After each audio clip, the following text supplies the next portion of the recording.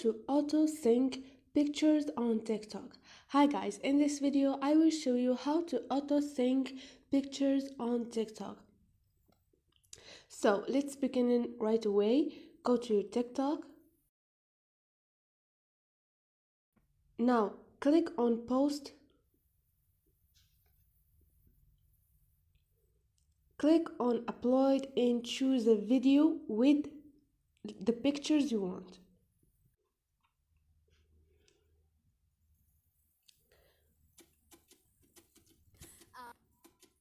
Now I choose a video with pictures. Now all you need to do is click on adjust clips and delete the video. Now you have only photos. Click on auto send and click on save. And now click on post. So this is it guys, it's so easy. Hope this video was helpful. If you liked the video, don't forget to subscribe and like.